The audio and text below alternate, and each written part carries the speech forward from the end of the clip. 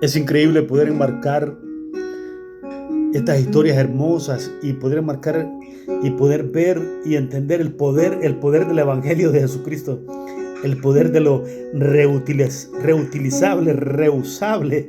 Y cuando hablo de estos términos, prácticamente me enfoco y me lleva a a hacer esta pequeña reflexión en el libro de Filemón. Es un libro pequeñito con un solo capítulo y 25 versículos. Esta carta de Filemón está en un libro pequeño, está prácticamente comprimido, tiene todo el peso de la historia, porque si usted lo ubica literalmente donde se encuentra después de la carta de primer libro y segundo de Timoteo, y como un preámbulo antes de entrar al gran poderoso libro de Hebreos. Entonces, si usted cuando cierra la Biblia, usted puede ver que le cae todo el peso de la historia de todos los libros que están inmersos acá en lo que ahora conocemos como el bendito libro, la Biblia. 66 libros poderosos, y este Filemón es parte porque es que les digo que la Biblia nada está solo por tener por hacer una estética, formar una estética, por ¿cómo se dice? Un adorno en la palabra. Todo tiene propósito, todo tiene sentido. El Señor armó toda esta bibliografía y la conjugó en un solo libro llamado Biblia, como les dije al principio. Pero acá se encuentra esta carta de Filemón, comprimida por la misma historia, recibiendo todo el peso de la historia. Amén, ya casi va de salida en el Nuevo Testamento. Pero es una carta poderosa. Si usted la lee, escrita por la mano de uno de los misioneros más poderosos, de uno de los apóstoles, fundadores de iglesias de toda la Asia Menor, lo que se conoce actualmente como Turquía. Esta carta de Filemón fue escrita en Roma, en una cárcel, en una de las prisiones de Roma, cuando el apóstol Pablo, por haber prácticamente inquirido según los judíos, los romanos, lo condenaron, pero él mismo decidió apelar por el César, o sea, fue llevado a Roma, lo iban prácticamente, lo querían ejecutar, amén, pero él decidió mejor apelar al César, y eso lo llevó a Roma con un propósito. Parece que todo como que no tiene sentido, pero sí tiene un gran sentido, porque llegó a Roma y Pablo estuvo preso, pero dice que el Evangelio, sus cartas, cuando usted las lee, son cartas poderosas, aún estando en la prisión, porque dice el Evangelio, le dice a Timoteo, el Evangelio no está preso, yo estoy preso en estas cadenas, estos cepos, estoy amarrado, pero el Evangelio no está preso, porque la mente, el espíritu, el alma no lo puede aprisionar nadie, ningún diablo, y el único que lo puede tomar cautivo y lo puede llevar cautivo, pero con amor, es el Señor, es el Espíritu Santo. Y acá Pablo, usado por el poder que Dios le había dado a él para predicarle a los gentiles, está hablando de un personaje llamado Onésimo, un esclavo que había servido a Filemón, un pastor de una iglesia en casa en una provincia llamada Frigia, al sureste de lo que es conocido ahora actualmente por Turquía, en una ciudad de Colosa. Amén. Ahora se le conoce a Turquía. Cuando hablamos de Asia Menor, prácticamente se enmarca en lo que es ahora la Turquía en los tiempos modernos. Amén. Entonces acá está en esta prisión. Llegó Onésimo como incurrió en un delito de robo. No sabemos qué fue lo que él robó, no sabemos si fueron joyas, dinero, o no sé en qué delito él incurrió, pero el apóstol Pablo le presta toda la atención y se enfoca en ganarse esta almita llamada Onésimo. Entonces, cuando Onésimo tiene una transformación por el poder del Espíritu Santo, por el poder de la predicación del Evangelio de Jesucristo y la sangre del Cordero, tiene un encuentro con el Señor y sufre una transformación poderosa, sufre lo que se le llama esa transformación de 360 grados, cuando prácticamente le da vuelta todo, le da vuelta todo al pecado, le da vuelta todo el ayer, y se pone en una forma ya con miras a la transformación, a una nueva vida.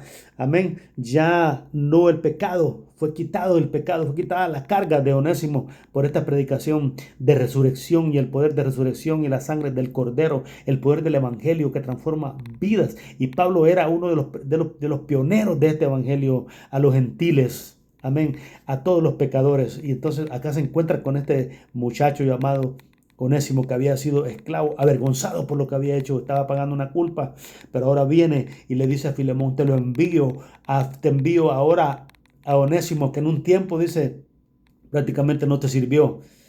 Incurrió, te robó, no sé lo que hizo, pero sí algo él te debe, porque dice, yo lo engendré en mis prisiones. Alabado sea el Señor. Acá se podemos, según un término Pablo, como cuando es engendrado un hijo en el vientre de una mujer, se está utilizando esa figura engendrado, pero hablamos, es tiene una interpretación espiritual. Amén. Aquel feto, aquel embrión que prácticamente había sido, o aquel bebé que había sido abortado por la sociedad. Onésimo representa a los abortivos, aquellos que son desechados, a los que los usan un tiempo y después los desechan. Pero ahora viene el poder de lo reciclable, de lo reusable, de lo volverlo reutilizable, sería el término más adecuado. Amén.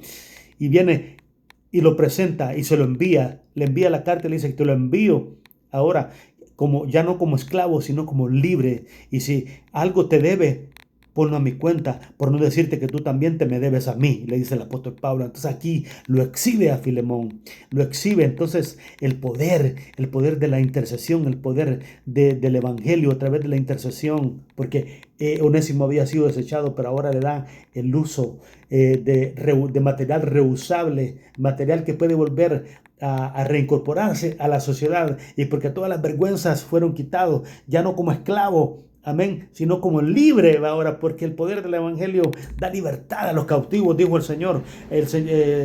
Había sido enviado para dar libertad a los cautivos. En el libro de Isaías habla sobre en el capítulo 61, él vino a dar libertad a los cautivos. Y también habla en el Nuevo Testamento, una de las cartas del apóstol Pablo, que lo vil del mundo escogió Dios para avergonzar a los sabios. Lo débil del mundo escogió Dios para avergonzar a los fuertes. Onésimo representa al material desechable, pero ahora también transformado por el poder del Espíritu Santo en esta sociedad de material reusable, reutilizable, para que pueda seguir sirviendo en la obra del Señor. Amén. Y le da cachetadas a Filemón, el apóstol Pablo, y le envía de nuevo a aquel que había sido desechado por Filemón, a Onésimo, este personaje que representa a las almas, esas almas que han sido desechadas, esas almas que han sido tiradas a la basura, las han tirado para que se pudran, como el compost que le llama, el material que se usa para que el material que se descompone, amén, por la tierra. Amén. Así estaba ya el apóstol, así estaba ya Onésimo, pero el apóstol Pablo vio vida en Onésimo y lo transformó el evangelio de Jesucristo. Amén. Esa es la realidad en estos tiempos. La sociedad te desecha. Amén. Somos los desechos de la sociedad y del apóstol Pablo. ¿Ya? Como un abortivo me encontré el Señor. Amén. Porque había sido prácticamente por todo el pasado que traía Pablo. También Onésimo tenía un background, tenía un pasado no muy...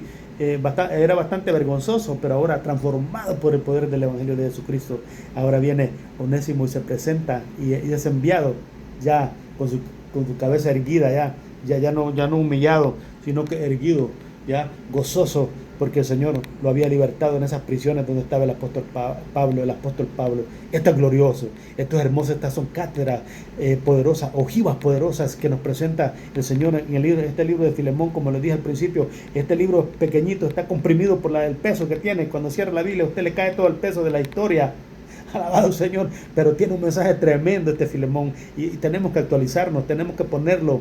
Y Onésimo representa en la actualidad también las almas, el comportamiento de la sociedad que las desecha, pero el poder del Señor que los vuelve a reutilizar nuevamente. Eso es glorioso, esto es glorioso, el poder de la transformación del evangelio de Jesucristo. Amén.